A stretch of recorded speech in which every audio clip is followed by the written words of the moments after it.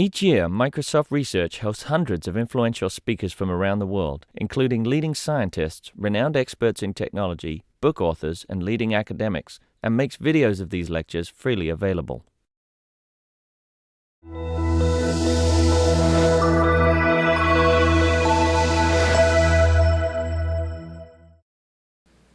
Good afternoon. Thank you all so much for coming.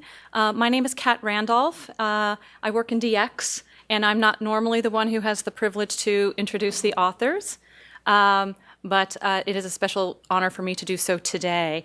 Welcome so much to the Microsoft Research Visiting Speaker Series. I have the great honor to introduce my dear friend David Mindell, who's here today to speak to you about his new book. I've had the pleasure of knowing David for 30 years when we first met as undergrads, and have followed his amazing career all these years. And the thing that's always impressed me about David is his ability to combine a deep passion and curiosity about science with a talent for the humanities and the ability to tell stories. When I was in business school and he was finishing his PhD at MIT, I would go visit him and he would tell me all about the work he was doing, studying ironclad warships since the Civil War and tying it to literature and history and the war itself and decisive battles, and he had me on the edge of my seat. So today he's here to talk about his new book, and this is will be his third award-winning book. He's written 2 award-winning books already, and I'm sure the third is the charm.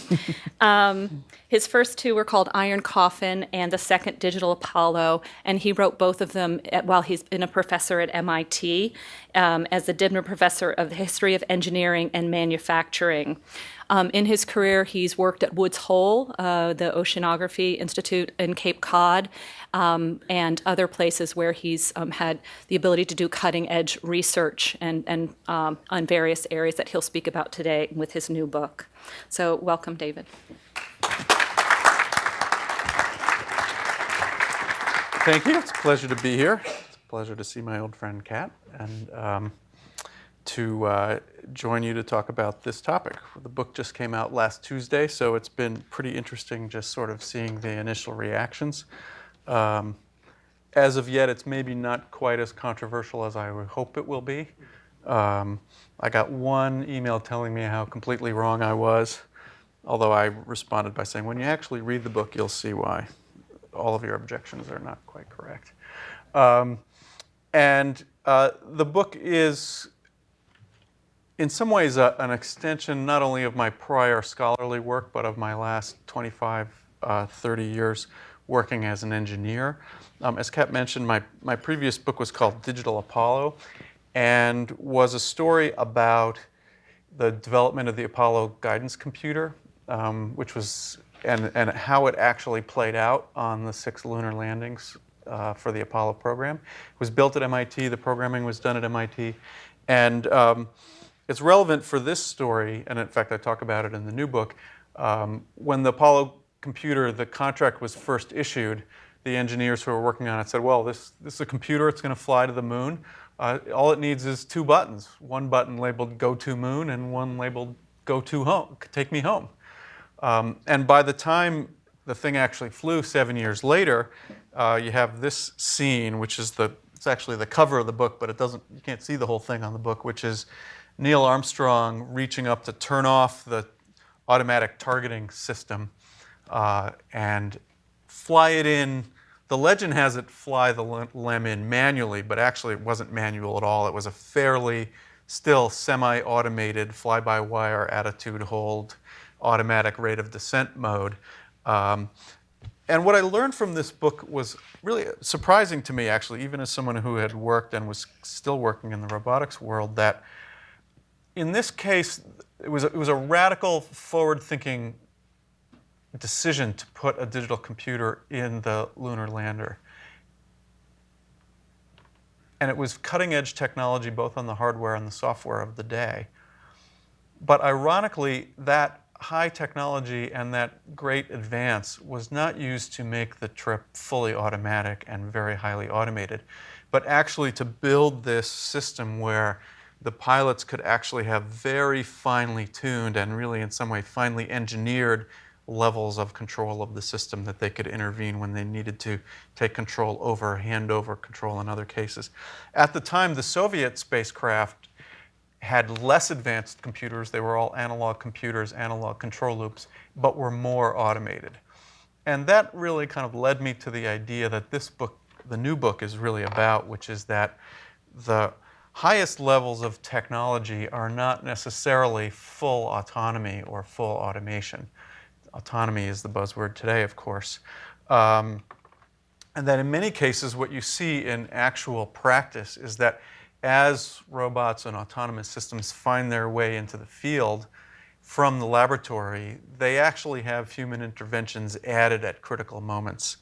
And the book is really lessons from 40 years, 50 years of experience in the field with people operating robots in extreme environments. The deep ocean, where, as Kat mentioned, I've come out of, aviation, which I also spend a lot of time in, space flight, and warfare. And the argument is those fields have been forced to adopt robotics before automobiles and other aspects of daily life. And they've learned a lot of lessons about how robotics and autonomy ought to work. And those are valuable lessons to think about as we ponder a kind of coming robotic era. So the book sort of formulates a new idea of situated autonomy. The highest level of technology is an autonomy that's situated within a human environment and responds well, and in some ways perfectly. Of course, that's unattainable to human needs and desires and directions. So if you think about levels of autonomy as something that sometimes scholars like to talk about, level 1 being fully manual, basically the way you drive your car today, minus cruise control. Level 10 being fully automatic, driverless, the sort of Google car impossible dream. And there's a kind of sense, even just by thinking about levels in that way, that we're going from level 1 to level 10, and that somehow 10 is the ultimate goal of the technology. And I argue in the book that what we really want to look at is the perfect 5, the kind of perfect balance of human and machine collaboration. That doesn't mean you're always at an even human and machine. You may move yourself up or down the scale at any given point, but where the human, again, a la Neil Armstrong in this view, is in control of what the levels are and that the system is responding to what the human wants at any given moment. Well, let me talk a little bit about the myths of autonomy, because that's always the first question that I get. What are the myths of autonomy? So I'll read a little bit from the book on that. First, there's the myth of linear progress, the idea that technology evolves from direct human involvement to remote presence and then to fully autonomous robots.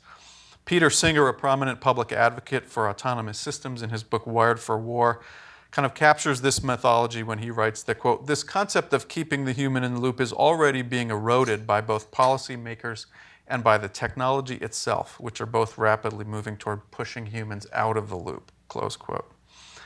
But I write, there's no evidence to suggest that this is actually a natural evolution and that the technology itself, as Singer puts it, does any such thing. And in fact, there's good evidence presented in the book that people are moving into deeper intimacy with their machinery. Second is the myth of replacement, that the idea that machines take over human jobs one for one. But researchers have found that rarely does automation simply mechanize a human task, but tends to make the task more complex, often increases the workload, and certainly shifts it around in space and time. Finally, we have the myth of full autonomy, the utopian idea that robots today or in the future can operate entirely on their own. Yes, automation can certainly take on parts of tasks previously accomplished by humans. Machines do act on their own in response to their environments for certain periods of time. But the machine that operates entirely independently of human direction is a useless machine. I used to say only a rock is fully autonomous, but then my geologist friends reminded me that even rocks are formed and placed by their environments.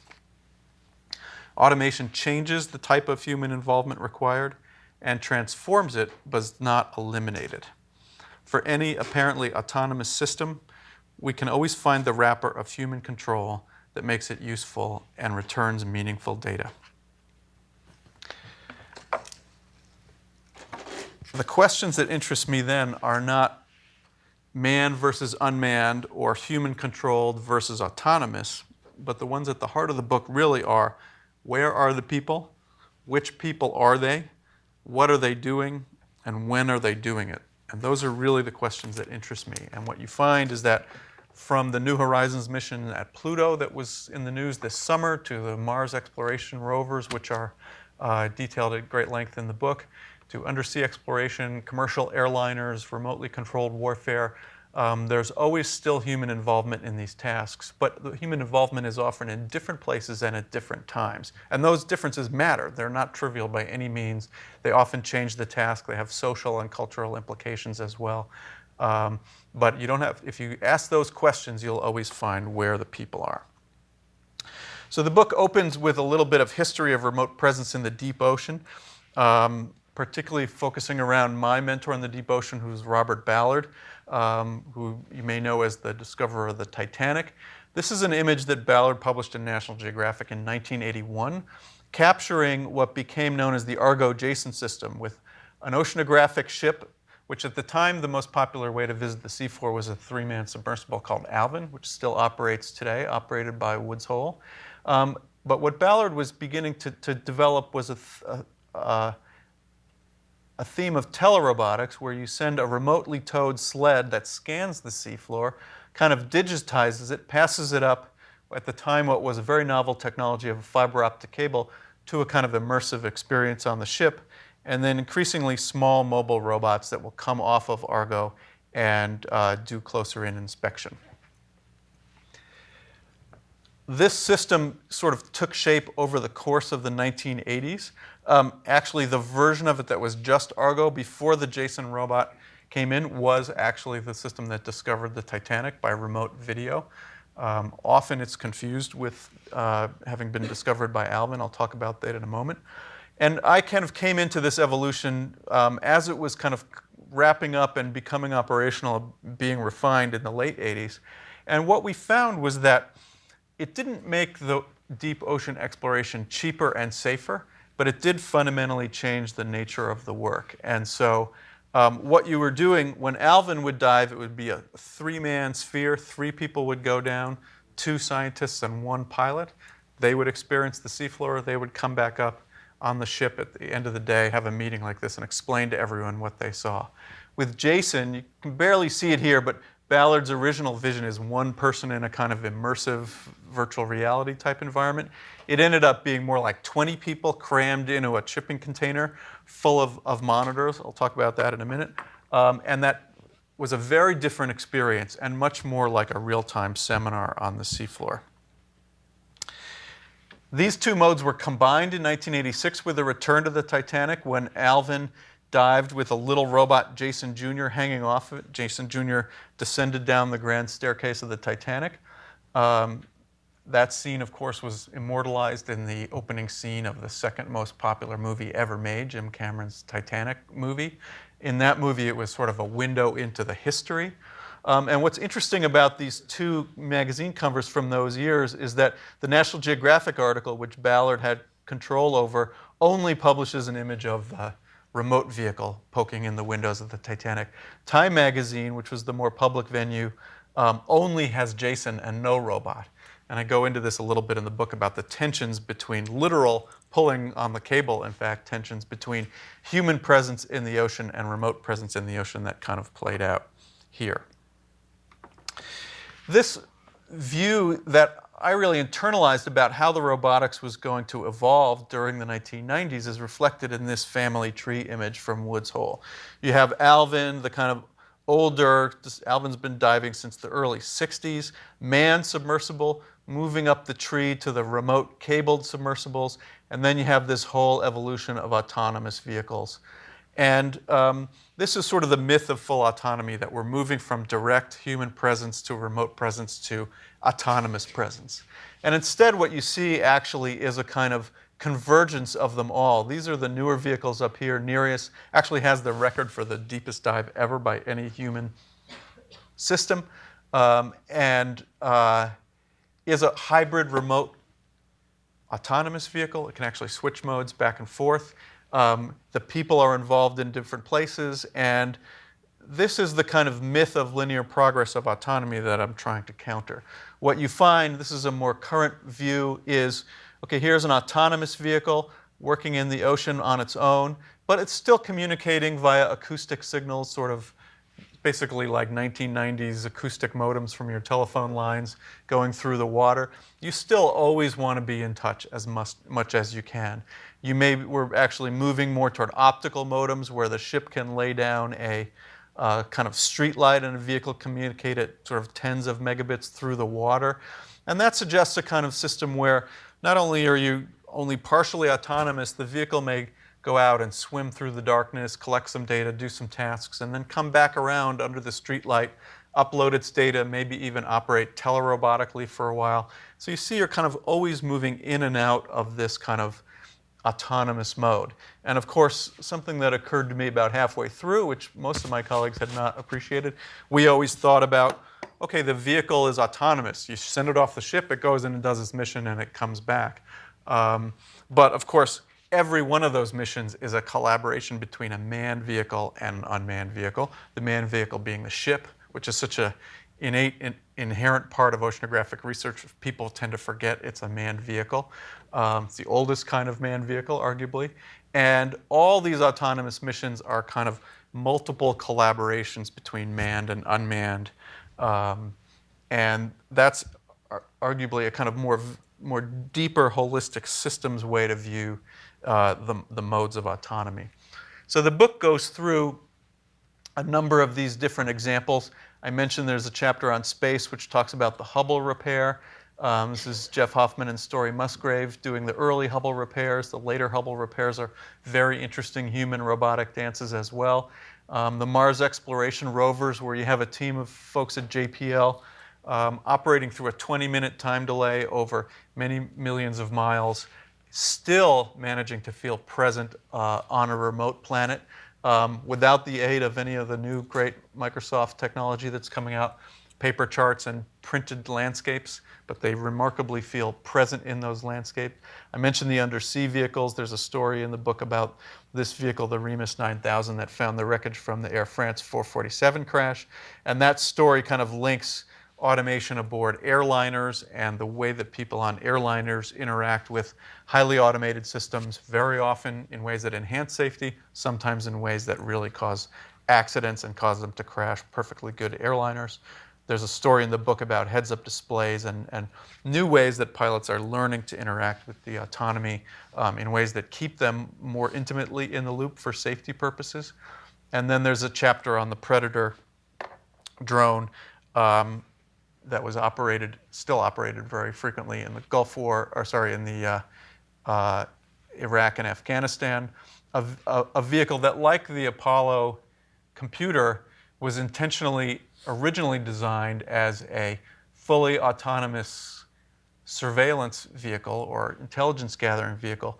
The original designers for the Predator decided that they didn't need any interface at all, because why would you need an interface? It's an unmanned vehicle.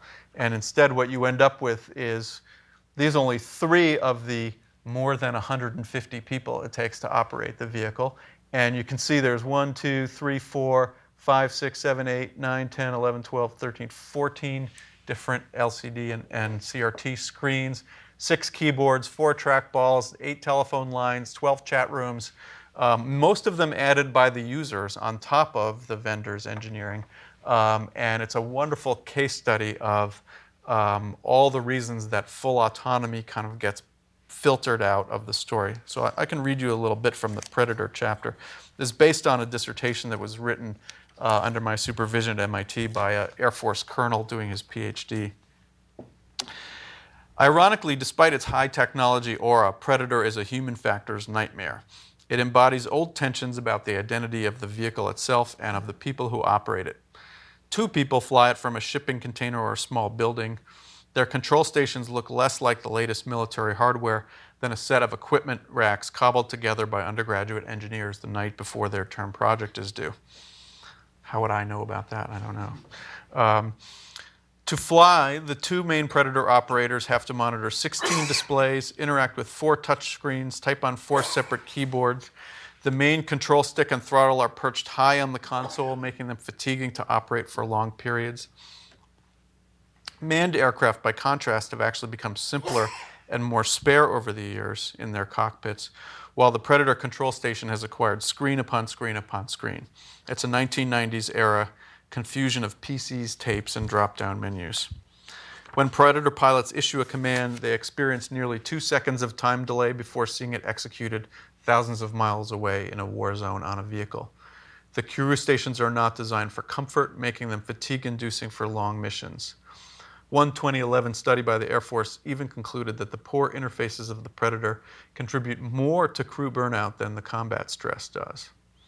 Now, it's easy to dismiss the Predator cockpit as the product of poor engineering, neglected ergonomics, and inadequate government contractors. But it actually represents the fruits of a remarkable innovative process wherein users and operators took a vehicle originally designed for a completely different task and transformed it into a global system for conducting remote warfare. And again, very many similarities to both what happens in NASA, what my experience was undersea.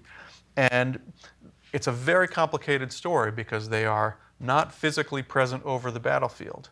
But because of the nature of the cameras and the kind of voyeuristic nature of what they're doing, they become incredibly present and deeply immersed in the situations they're watching through the social relationships they have, either with their own troops on the ground or with the enemy there. They experience PTSD at roughly comparable rates to which that pilots who are actually in the combat zone do.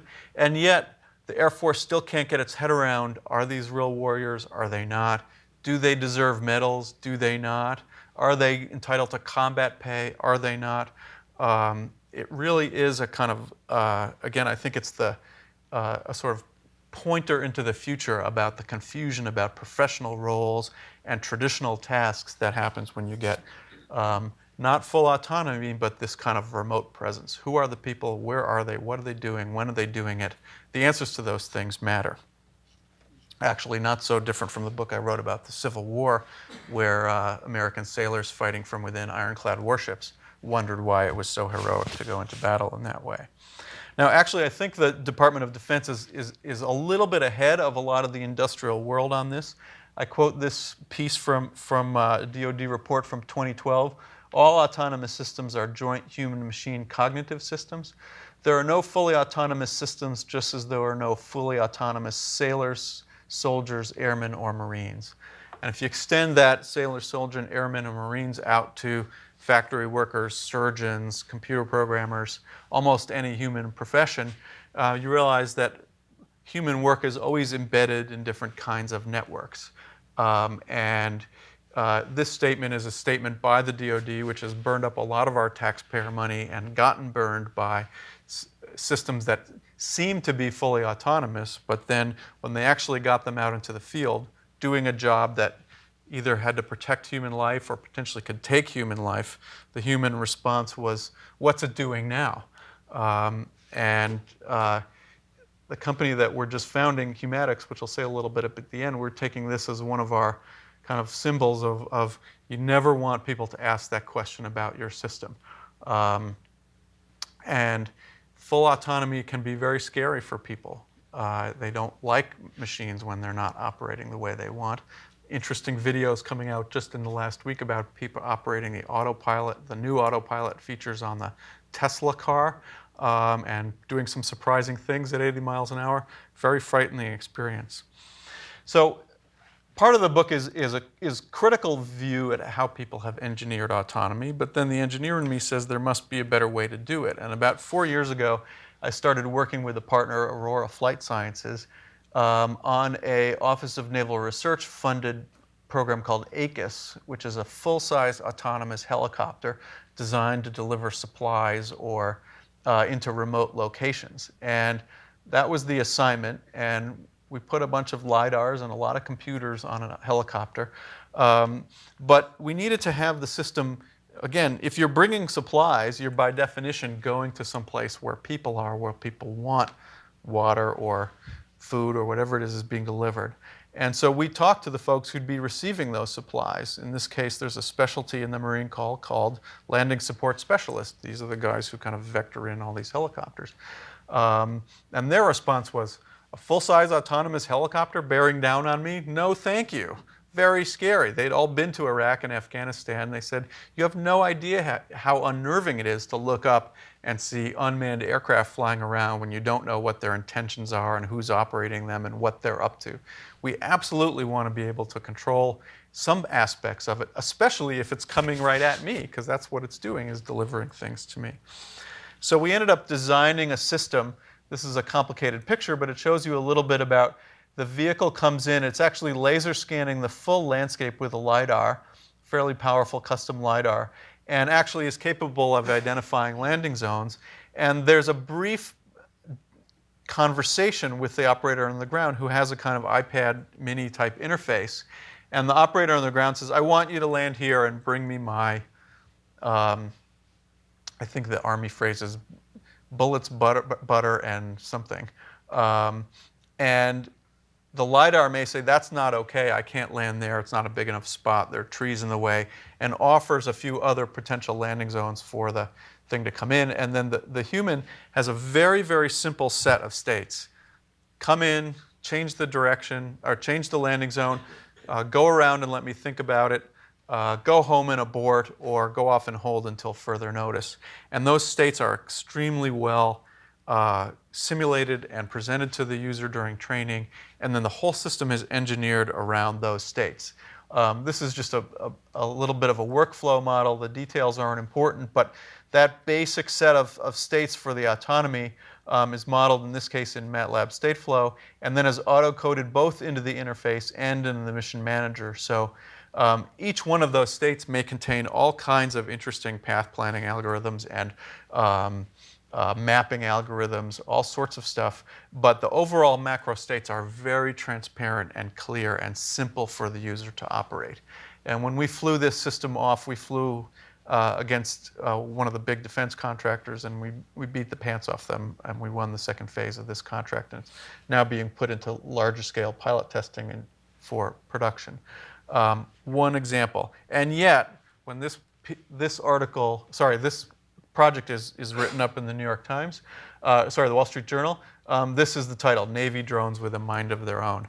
Everything that we'd engineered out of that system, the press, the kind of public perception of the robot kind of reintroduced. And there's a lot of work there to be done about bringing this kind of perception of autonomy into, in some ways, a more mundane kind of engineering mindset, but also into the world of human control.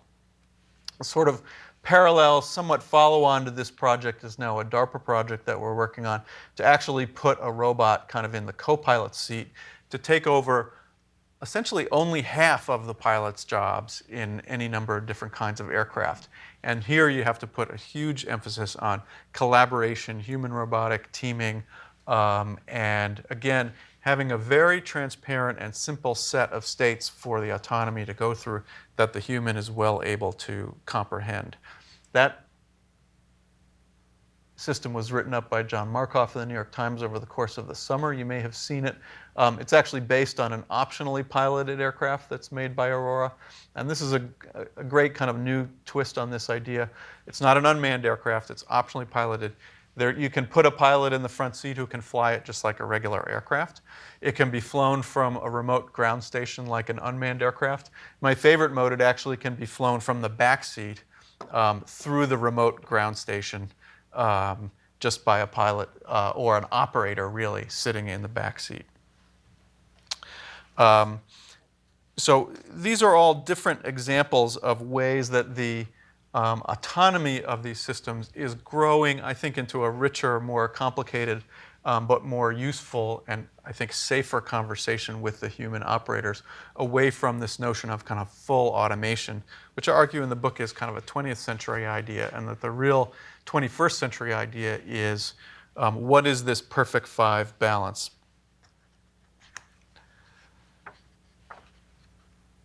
And I'll give you, to sort of wrap up, one example back into the undersea realm, which I come back to at the end.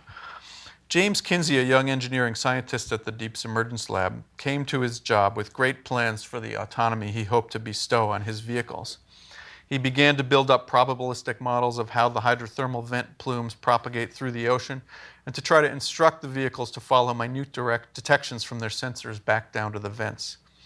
Over time, however, Kinsey realized that trying to imbue that much autonomy in the vehicle was likely to be a problem.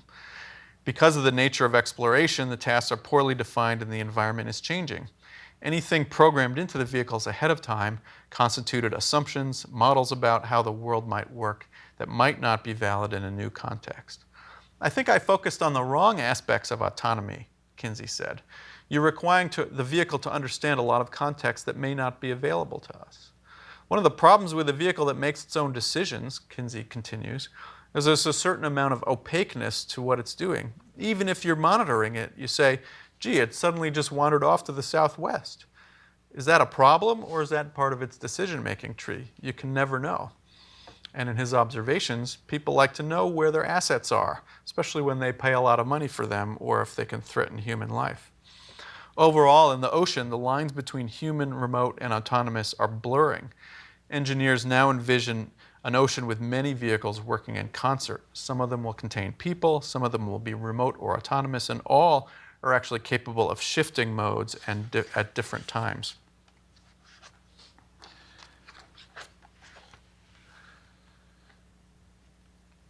So I'll just conclude with a little section about autonomy. We can open it up for questions about this newer way to think about autonomy, situated autonomy. The fully autonomous robot making its way through the landscape under computer control remains an attractive idea for many engineers, including many of my colleagues and friends at MIT. Perceiving the environment, classifying it, matching it up to models and prior experience, and making plans to move forward resemble our daily acts of living. Uncertainties in the world and within the machines, the unexpected that will always foil prior assumptions make the problem not only harder, but more interesting. Thinking these problems through, aided by the medium of technology, is a noble effort, engineering at its philosophical best. How do we observe, decide, and act in the world? How do we live with uncertainty? But we should not confuse technical thought experiments with what's useful in a human context. When lives and resources are at stake time and time again over decades, from the deep ocean to outer space, we've reined in the autonomy. It's not a story about progress that one day we'll get it right, but it's a story about the move from laboratory to field. The transition tempers the autonomy, whether the task is to respond to instructions and return scientific data or to protect and defend human life. In retrospect, Neil Armstrong's last-minute intervention, turning off the automation of his moon landing or turning it down, signaled the limits of the 20th century vision of full autonomy and foretold the slow advent of potent collaboration with humans and human presence. The lone autonomous drone is as much an anachronism as is the lone unconnected computer. The challenges of robotics in the 21st century are those of situating machines within human and social systems. They're challenges of relationships. And I'll just close then, talk a little bit about the startup that I've been working on with my co-founder here, Gary Cohen, which is an attempt to rethink how autonomy works in order to make it safer and more predictable and more acceptable within human environments, making it transparent, trustworthy, because again, as we think about what it's going to take to make robotics useful and economically productive in the world, it's almost by definition proximity to human environments. Economic environments are human environments. And we're putting together a kind of newly composed product team with a whole set of traditional robotics professions, but quite a number of other forms of expertise as well, based on the simple idea that humans will remain essential to valuable technological systems. And so I will leave it at that and open it up for questions. Thank you. So first again, I want to say that it makes sense to me that, collaboration between the machine and human applied something to the decompiler, the assemblers, and that's where you can give a little bit of hint and let the decompiler do next us using this hint and get much better info. But the real question is, as far as I read about the Predator drones, There are actually two very different versions of them. One for Air Force, another for the Army. Yeah. And the Air Force wanted to control it, so they actually call it the pilot, want to control it closely, and the Army, they call it the operator. So they kind of give high-level goals and goes and executes them. Right. That's a great question. There are two. There's more than two, but there the. Oh, sorry. The question or comment was that the Army and the Air Force operate Predator drones differently. They're actually two different kinds of. It's the same airframe, but the controls are different. And the Army situation is a very good comparison because there the autopilot basically does more of the work because the Army doesn't have the same kind of cultural baggage around the role of the pilot. And in the book, I talk a lot about the Air Force version, which is an ironic situation because the pilot still sort of flies, although most of the time they don't have their hand on the stick. And the pilot is an officer. And then there's a person sitting next to them called a sensor operator who may have just graduated high school 6 months before, who actually is the person who's doing a lot more of the interesting, difficult cognitive work and adjusting the sensor and following the camera and whatnot. Whereas in the Army, both of those operators, I believe, are enlisted, and they don't have this kind of officer-enlisted person relationship. And that just highlights the fact, again, autonomy is and needs to be situated. How you implement it depends on the particular organizational, cultural context it goes into. You know, in the Air Force, they actually say, well, we have an officer who controls the weapons delivery because these are big, powerful weapons, and in the Air Force, the officers are the ones who make the decisions about human life. Okay? The Marine Corps, one of their mottos is every Marine is a rifleman, right? So in the Marine Corps, every single person, you know, right down to the lowliest private, are tasked with fighting and killing, basically. Has a very different kind of way that it breaks down. And if you're designing a drone in some way, in that case, neither one of them was really designed this way. The Army one was a little bit more designed than the Air Force one because it came later. But it needs to be situated within the professional and cultural service culture there. And there are other kinds of unmanned aircraft in both services that fly fully pre-programmed routes where they don't have the ability to take over control. And it can be a very complicated story, but it's a great point. The question of autonomous versus man applies to planetary spaceflight. Mm-hmm. Do you have any thoughts about how this applies to that question? Sure. So to begin with, there's a whole story about the Mars exploration rovers, which of course, even the people who operate them describe them as autonomous only in a very limited way. So the engineer on the ground who gives it commands can give it autonomous commands to do some path planning around some immediate obstacles. And they tend not to do that because it actually takes much longer than just looking at the picture and kind of drawing the path for it.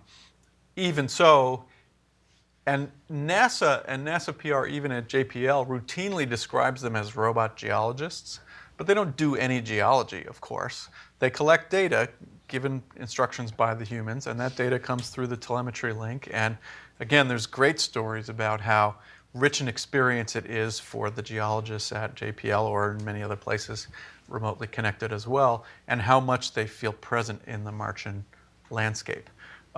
Interesting debates there about, you know, Steve Squires, who headed that program, is famous for saying, well, you know, what they did was great, but it was excruciatingly slow. And if people were up there, they could go out and collect those rocks in a matter of weeks.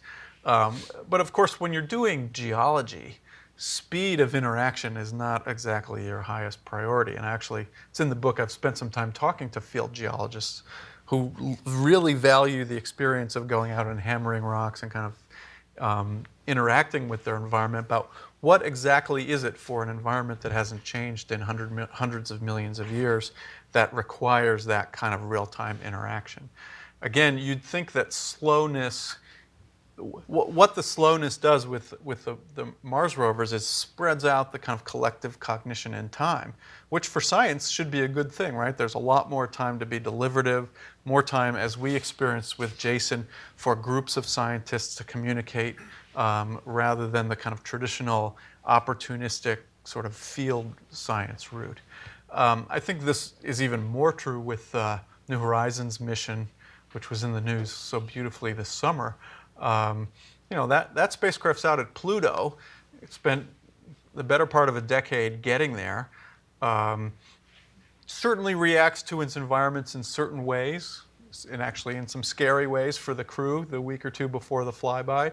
The flyby was pre-programmed. It did its thing really without too much connection to humans in real time. 4-hour time delay. But still very much a human experience of that flyby. Nobody would say that the mission is doing the exploration or doing anything but going out and gathering data and bringing that data back home. And just observing, and it's not something that's in the book, and I haven't studied that particular mission closely, although I know people who worked on it. Again, it's a matter of human effort displaced in time, and the beauty of studying it in space, displaced in space at the furthest possible imaginable way. And so there is autonomy aboard the spacecraft, but the autonomy is limited in space and time, and mostly it's used to gather the data, digitize the world, send the data back. We'll be seeing images from Pluto regularly now, as it takes a year and a half to download the data from the flyby. And then the scientists on the ground are the ones who have the excitement of exploring in the data. They are in a different place. They're not out at Pluto. There's no Neil Armstrong for Pluto at the moment. That does matter, right? It is a cultural change from walking around on the moon, but it's still a kind of exploration and a kind of remote presence. So if there's human situated autonomy on Pluto, I would think there would be on the highways around Seattle or Mountain View. There's a question from online back there. Yeah, so how would you characterize the momentum and interest in studies around systems of collaborating robots, swarms, particularly where autonomy is concerned? Well, again, I think one of the challenging things with swarms is keeping them under human control. And how do you, it's a perfectly good idea to design rules for larger numbers of craft to collaborate with each other, but how do you enable those missions to maintain some sense of coherence and actually be effective without completely overwhelming whoever the operators are or operator is? And it's still a relatively big challenge to operate one remote semi-autonomous vehicle, much less many of them. What happens when certain of them start failing and whatnot? There's no question that small sets of autonomous rules are valuable in making that stuff work. But the whole thing still has to someday get its instructions from somewhere and bring its results back. There's a question here. Yeah, there's certain application areas in robotics that get a lot more press than others, like military, self-driving cars, delivery drones, that sort of thing. Is there a particular area that you think most common people don't know as much about, but that you think will have a profound impact? That's a good question.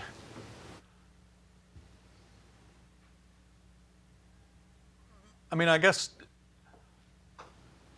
if you follow the robotics world, there's a lot of coverage in different places. Which ones aren't making their way into the New York Times, I'm not so sure. I do think that you're seeing, I think John Markoff, who has a very good book out in the last couple months about the history of AI, I think if you follow his reporting over the last 2 or 3 years, even just on the Google car, it's gone from a kind of great enthusiasm and belief in total autonomy to a more skeptical read of what's it going to take to make this system responsible to respond to human needs and human direction. And so actually, interesting thing about the book coming out now, I think the public conversation is gradually shifting toward a more kind of situated view of robotics. Even almost particularly, especially the DoD. If you followed the DARPA Robotics Challenge from last June, which was these kind of humanoid robots doing disaster response work, the video that DARPA put out after that was mostly of the robots falling down, and it was a kind of semi-comical view of these systems kind of not quite accomplishing their goals. with the message that autonomy is still really hard. We're still really a long way from autonomous robots.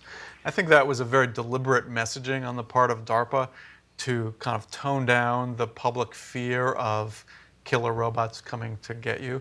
I'm much more afraid of a badly designed robot killing you than of an evil intention robot killing you. I think that's a much more likely effect. That's probably going to happen pretty soon. And that's a much more of a concern. It's a more mundane concern. It's not quite as existential. I doubt Stephen Hawking will chime in on it, but I think it's a much more realistic concern. Time for one more question. David, thank you so much. Thank you.